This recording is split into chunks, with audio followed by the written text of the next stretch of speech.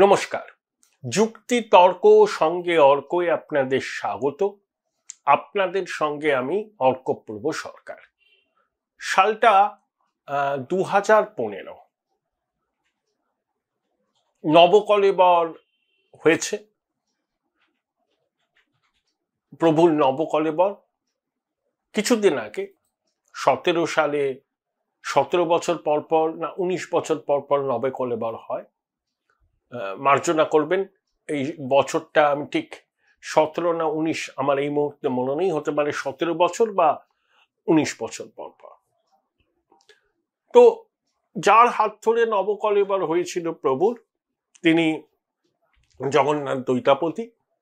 আমরা সবাই তাকে গুরুজি বলি, কেউ কেউ যমনিদা বলে। তো আমার সঙ্গে একটা সাক্ষাৎকারে তিনি এসেছিলেন আমার স্টুডিওতে। সেদিন থেকেই পরিচয়, তারপরে ঘনিষ্ঠতা বাড়ে এবং এখনো যথেষ্ট ভালো সম্পর্ক রয়েছে। গুরুজি মানে অনেকে যমনিদা বলেন। তিনি যখন আসতেন বিভিন্ন ভক্তের বাড়িতে থাকতেন, কখনো গোলপার্কের কাছে মেঘমল্লার একটা ফ্ল্যাটে, সেই ফ্ল্যাটটি আবার একটি মিষ্টান্ন প্রস্তুতকারক সংস্থার কর্ণধারদের। তারা মনে করেন তাদের যা আজকে সমৃদ্ধি তার পিছনে প্রভু জগন্নাথের অসীম কৃপা। আবার কখনো গড়িয়া মেট্রোর কাছে এক ভদ্রলোকের বাড়িতে থাকতেন এবং অন্যান্য জায়গায় ঘুরে ঘুরে যমনিদা থাকতেন। তা আমার সঙ্গে তার যথেষ্ট ভালো সম্পর্ক ছিল। আমি সম্ভবত 2015 আমি একটা পুজোর সঙ্গে যুক্ত, সেই পুজোর উদ্বোধন ওনাকে দিয়ে করিয়েছিলাম। সঙ্গে ছিলেন বন্ধন ব্যাংকের চেয়ারম্যান চন্দ্রশেখর ঘোষ, আরো অনেক ডিগনিটারিস। যাই হোক, সেটা অন্য কথা। তো তখন আমি যখন যেতাম গুরুজির কাছে, তখন দেখতাম যে তৃণমূলের নানা স্তরের নেতা তার দর্শন লাভের জন্য উন্মুখ হয়ে আছেন। তারা এখন অনেকে মন্ত্রী, সাংসদ, তাবৎ নেতা। তা আমার তো প্রতি একটু অপ্রতিভই লাগতো। আরে বাবা, এত বড় বড় সব নেতা, আবার শাসক দলের, আমি সামান্য একজন মানুষ, আমি দেখা করতে যাচ্ছি। তো গুরুজি অত্যন্ত আন্তরিকভাবে আমার সাথে গল্প করতেন, নেতারাও আসতো, আমিও থাকতাম, গল্প টল্প হতো। মমতা বন্দ্যোপাধ্যায়ের অত্যন্ত ঘনিষ্ঠ তিনি। মমতা বন্দ্যোপাধ্যায় বাড়িতে হোম যজ্ঞ গুরুজি করেছিলেন। পরে অবশ্য একটু সম্পর্কের টানাপোড়েন হয়। এই যে দীঘায় জগন্নাথ মন্দিরের প্রাণ প্রতিষ্ঠা, মানে জগন্নাথ দেবের প্রাণ প্রতিষ্ঠা যিনি ছিলেন রাজেশ দৈতাপতি, পুরী থেকে এসেছিলেন। তিনি গুরুজির ভাই, নিজের ভাই, সম্ভবত ছোট ভাই। তা দীঘাতে তো পুরীর জগন্নাথ মন্দিরের ক্লোন হলো। পুরীর কোনো সেবায়েত অবশ্য দীঘার মন্দিরের নিত্য পূজার সঙ্গে থাকছেন না, সেটা করবেন ইসকনের সদস্যরা। কিন্তু যেটা হলো, দীঘায় জগন্নাথ দেবের মন্দির, জগন্নাথের প্রাণ প্রতিষ্ঠাকে অনেকটা পিছনে ফেলে দিল কুনাট্য, রাজনৈতিক চর্চা।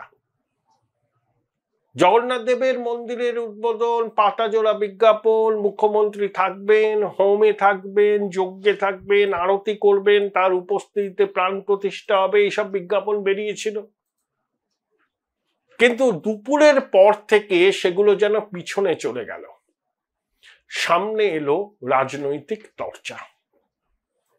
সৌজন্যে বিজেপির প্রাক্তন রাজ্য সভাপতি দিলীপ ঘোষ, সস্ত্রীক দিলীপ বাবু গেলেন, মুখ্যমন্ত্রীর সঙ্গে কথা বললেন, সাংবাদিকদের সঙ্গে কথা বললেন। দিলীপ বাবু চিরকাল সেই ডোন্ট কেয়ার মানসিকতা। তার বক্তব্য, প্রভু ডেকেছেন, রাজ্য সরকার আমন্ত্রণ জানিয়েছেন, তাই তিনি ঈশ্বর দর্শনে এসেছেন, এখানে দল কোনো বিষয় নয়। এবং যথারীতি দিলীপ বাবুর এইভাবে রাজ্য সরকারের আমন্ত্রণে যাওয়া, সস্ত্রীক মুখ্যমন্ত্রীর সঙ্গে আলাপচারিতা করা, সেই ভিডিও সমাজ মাধ্যমে, টেলিভিশনের পর্দায় ছড়িয়ে পড়েছে। এবং বিজেপি দিলীপ বাবুর এই ভূমিকাকে সমর্থন করেনি, সেটা সুকান্ত বাবু বলেছেন। দিলীপ বাবু শুভেন্দু বাবু সহ অনেকজনের উপর ভয়ঙ্কর রকম রেগে আছেন। তার ক্ষোভের কারণ শুভেন্দু বাবু তাকে কাঠি করেছেন, সেই জন্য তিনি মেদিনীপুরে আসন থেকে লড়তে পারেননি, তাকে একেবারে শেষ মুহূর্তে অন্য আসনে পাঠানো হয়েছিল, সেখানে তিনি শোচনীয়ভাবে হেরেছেন। মেদিনীপুরে লড়লে পরে তিনি সিটটাকে রক্ষা করতে পারতেন। তার অভিযোগ শুভেন্দু বাবু বিজেপির শীর্ষ নেতৃত্বের কাছে দরবার করে তাকে মেদিনীপুরের আসন থেকে সরিয়েছিলেন। সম্পর্ক আগে থেকেই খারাপ হচ্ছিল, তারপর চরম তিক্ত হয়ে যায়। যখন শুভেন্দুবাবু বিজেপিতে যোগ দিলেন, দিলীপ বাবু রাজ্য সভাপতি, একটা সভায় যেখানে দুজনেই উপস্থিত ছিলেন, তখন শুভেন্দুর মুখে শুনেছিলাম যে লালমাটির দিলীপ ঘোষ আর বালুমাটির শুভেন্দু একসঙ্গে লড়ে তৃণমূল সরকারকে উৎখাত করবে। তারপর দুজনের সম্পর্ক এখন তলানিতে এসে ঠেকেছে। দিলীপ বাবুর বিয়ে করছেন এই খবরটা প্রথম ফাঁস করেন তৃণমূলের প্রধান মুখপাত্র কুণাল ঘোষ। কুণাল বাবুর সঙ্গে দিলীপ বাবুর ব্যক্তিগত সম্পর্ক আছে। বিজেপির অনেক নেতা দিলীপ বাবুকে শুভেচ্ছা জানিয়েছিলেন তার নতুন জীবনের জন্য, শুভেন্দু বাবু জানাননি। শুভেন্দু বাবু সেনকে বললেন যে প্রেম প্রীতি ভালোবাসা বিরহ দহন। আমি ভাবছিলাম শুভেন্দুর বক্তব্য শুনে, আরে ও কি মমতা বন্দ্যোপাধ্যায়ের মতো আবার কবিতা টবিতা লেখা শুরু করলো নাকি? এমন ভাবে বলছিল যে প্রেম প্রীতি ভালোবাসা বিরহ দহন এইসবের সঙ্গে বা এইসব বিষয় নিয়ে কিছু ও বলবে না। আসলে নাম না করে দিলীপ ঘোষের প্রতি তার যে অসূয়া, এরা শুভেন্দু পরিষ্কার করে দিয়েছেন, এবং দিলীপ বাবুও নাম না করে শুভেন্দু সৌমিত্র খানকেই নিশানা করেছেন, বিশেষত শুভেন্দু অধিকারীকে। এই যে অলিক কুনাট্য, আমি কুনাট্যই বলবো, প্রভুর প্রাণ প্রতিষ্ঠা, মন্দিরের দ্বারোদ্ঘাটন, সেটা পিছনে চলে গেল না। সামনে এলো এই বেনজির কুৎসা, তর্জা এবং নিম্ন রুচির কথাবার্তা।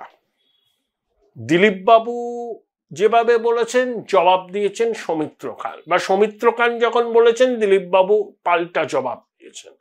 আপনারা যদি দেখেন সেই বক্তব্যগুলো, ওগুলো বাঙালি সংস্কৃতির সঙ্গে যায় না। পাড়ার ছেনমস্তানরা এইভাবে কথা বলে। তথাগত রায় দিলীপ বাবু সম্পর্কে মন্তব্য করেছেন, দিলীপ বাবু যে শব্দটুকু বন্ধ ব্যবহার করেছেন, রাজনীতিতে এইসব ভাষা চলে নাকি? কোন জায়গাতে নেমেছে রাজনীতি? কি তার ভাষা? সব দল, আমি এখানে বিজেপিকে সিঙ্গেল আউট করতে চাই না, শাসক দল প্রধান বিরোধী দল সবাই এক দোষে দুষ্ট।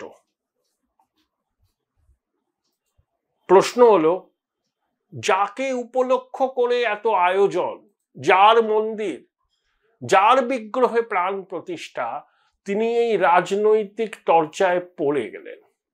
তাই আমি শিরোনামটা দিয়েছি, প্রভু এবার একেবারে ফেঁসে গেলেন। সত্যিই তো, জগন্নাথ হচ্ছেন জগতের নাথ, তিনি লিভিং গড। প্রভুর কাছে যা চাইবেন প্রভু আপনাকে তাই দেবেন। ভক্তি বলে প্রভুকে ডাকতে হবে।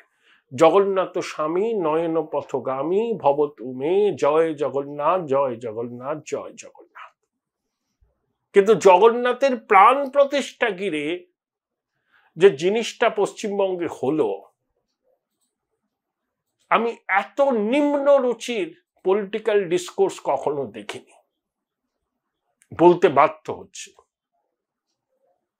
যে কুশীলবরা এই বিতর্কের নায়ক, তাদের মুখের ভাষা বাঙালির ভাষা নয়।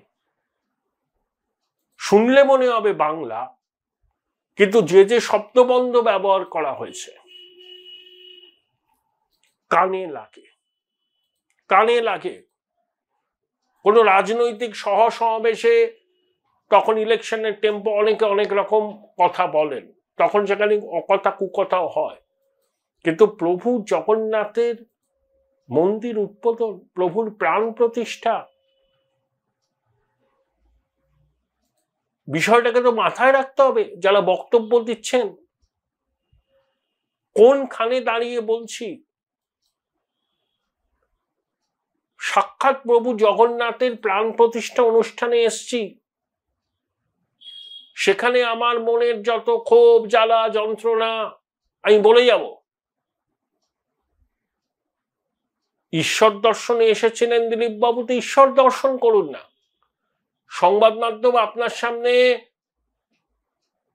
মাইক্রোফোন বাড়িয়ে দিলেই আপনাকে বলতে হবে? আর এত আমি আমি আমি আমি আমি এই করেছি, আমি সেই করেছি। আপনার সময় বিজেপি ৭৭টা বিধানসভার আসন পেয়েছিল, ১৮ জন সাংসদ ছিলেন, ঠিক। কৃতিত্বটা কি শুধু আপনার, নাকি আপনার সঙ্গে যে টিম ছিল তাদের? স্বয়ং অমিত শাহ ওই কৃতিত্ব কিন্তু দিয়েছিলেন মুকুল রায়কে ১৮টা আসন জেতার। আপনার সঙ্গে তো মুকুল বাবুর সম্পর্ক খুব একটা ভালো ছিল না। এত আমি আমি কি, কখনো তো আমরা বলতে শুনলাম না। এখানেই প্রশ্ন।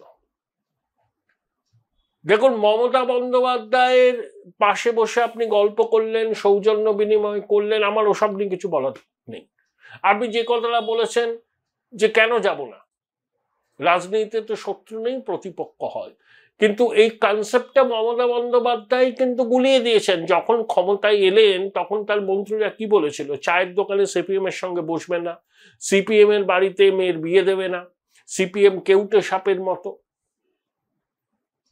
এই যে রাহুল সিনহার বিবাহ বার্ষিকী হলো, কততম যেন, অনেককে আমন্ত্রণ করেছিলেন, কজন গেছিলেন শাসক দলের? এখন বিজেপির কোন নেতার সামাজিক অনুষ্ঠানে তৃণমূল নেতারা যায় না, তৃণমূল নেতাদের কোন সামাজিক অনুষ্ঠানে বিজেপি নেতারা আমন্ত্রণই পান না, তো যাওয়ার প্রশ্নই ওঠে না। এগুলো কিন্তু আগে ছিল না, এগুলো হচ্ছে 11 সালের পরের ফেনোমেনা। তাহলে আপনি হঠাৎ করে বার্তা দিলেন যে শত্রু নয় প্রতিপক্ষ, আপনি যে রাখেন তার কাছে চলে যান। আপনি রাজনীতিটাই করেছেন, আপনি শুভেন্দু অধিকারীকে খাস্তা করার জন্য মমতা বন্দ্যোপাধ্যায়ের আমন্ত্রণে সাড়া দিয়ে গিয়েছিলেন। আপনি জানতেন এটা নিয়ে বিতর্ক হবে, সংবাদ মাধ্যম সারাক্ষণ দেখাবে, তাতে আপনি বেঁচে থাকতে পারবেন, লাইমলাইটে থাকতে পারবেন, এবং তৃণমূলের হাতটা শক্ত হবে। তারা দেখাবে, বলবে দেখো বিজেপির প্রাক্তন রাজ্য সভাপতি মমতার আমন্ত্রণে এলেন, কিন্তু বিরোধী দলনেতা কুৎসা করে যাচ্ছেন, আপনি এটাকে এন্ডোর্স করলেন। আচ্ছা, মমতা বন্দ্যোপাধ্যায় যখন সিপিএম বিরোধী আন্দোলন করতেন তখন কিন্তু তিনি সিপিএম কে ছেড়ে কথা বলতেন না, কোনো সৌজন্য টৌজন্যের ধার তিনি ধারতেন না। তার এই আদি অকৃত্রিম বাম বিরোধিতাই বাংলার মানুষকে তার পাশে এনে দাঁড় করিয়েছিল। বাম বিরোধী শক্তির একমাত্র সমাবেশ বিন্দু হয়েছিলেন তিনি। তারপর সিপিএম যখন ক্ষমতা থেকে চলে গেল, বুদ্ধবাবু যখন অসুস্থ হলেন, রাজনীতি করলেন না, তখন মমতা বন্দ্যোপাধ্যায় বুদ্ধবাবু অসাধারণ মানুষ ছিলেন বলতে শুরু করলেন। আসলে বুদ্ধবাবু সক্রিয় রাজনীতিতে নেই, অন্যরা আছে, তাই বুদ্ধবাবুকে মহান ব্যক্তিত্ব বললে সিপিএম এর মধ্যে একটা তৈরি করা যায়, কনফিউশন তৈরি করা যায়। এটাই আপনি করেছেন। Join Indian Institute of Hotel Management now. Right choice, right decision. Mamata এটাই করেছেন। কোন ব্যক্তি সক্রিয় রাজনীতি থেকে সরে গেলেন, আপনার বিরোধী দলে থাকলেও যখন তিনি ক্ষমতায় ছিলেন বা সক্রিয় রাজনীতিতে ছিলেন, মমতা বন্দ্যোপাধ্যায় তাকে 1% জায়গা ছাড়েননি, সৌজন্য তো দূরের কথা। যখন তিনি অবসরের গ্রহে চলে গেলেন তখন মমতা বন্দ্যোপাধ্যায় তার সব সৌজন্য নিয়ে তার পাশে এসে দাঁড়ালেন। এটাই মমতা বন্দ্যোপাধ্যায় রাজনীতি। এই রাজনীতি বাংলায় সিপিএম বিরোধী মানুষ গ্রহণ করেছিল বলেই তো মমতা বন্দ্যোপাধ্যায় সিপিএম কে হারাতে পেরেছেন। এটা বাংলার ট্র্যাডিশন। আপনার এই ভূমিকায় শুভেন্দু মুচকি হাসছে, কারণ শুভেন্দু ওই একই রাস্তায় হাঁটছে যে আমার প্রধান লক্ষ্য হচ্ছে তৃণমূলকে ক্ষমতা থেকে হটানো। আমি এমন কোনো পদক্ষেপ করব না, এমন কোনো ফ্রেমে আসবো না যেখানে আমার সঙ্গে মুখ্যমন্ত্রীর হাসি মুখের ছবি বাংলার মানুষের কাছে যায়, বিশেষ করে তৃণমূল বিরোধী মানুষের কাছে। শুভেন্দু মনে করে তাতে তার ক্ষতি, বিজেপির ক্ষতি। আপনি ঠিক উল্টোটা করলেন এই জন্যই যে শুভেন্দুকে খাস্তা করা যাবে, এটা নিয়ে কোনো সন্দেহ নেই। আমরা কেউ ঘাসে মুখ দিয়ে চলি না দিলীপ বাবু, এটা বাস্তব। আপনার পরবর্তী রাজনৈতিক পদক্ষেপ কি হবে সেটা আপনি ঠিক করবেন। মনে আছে ফিশ ফ্রাই খেয়েছিলেন সূর্যকান্ত মিশ্র, বিমান বসুরা? তার খেসারত বামেদের দিতে হয়েছিল। 2008 সালে আমার একটা ঘটনা মনে আছে। আমাদের লোয়ার রডন স্ট্রিটে সুরিয়া অ্যাপার্টমেন্টে সোমেন মিত্র ফ্ল্যাটে সুব্রত মুখার্জি গেলেন। সলতেটা থেকে গিয়ে পাকানো হচ্ছিল। সুব্রত বাবু গেলেন মমতার মেসেজ নিয়ে, কাল কিছুদিনের মধ্যেই সোমেন বাবু তৃণমূলে জয়েন করলেন। সোমেন বাবুকে তৃণমূলে নিয়ে আসার পিছনে যিনি মুখ্য ভূমিকা নিয়েছিলেন, আপনাকেও দীঘার জগন্নাথ মন্দিরের অনুষ্ঠানে হাজির করানোর পিছনেও তার মুখ্য ভূমিকা ছিল।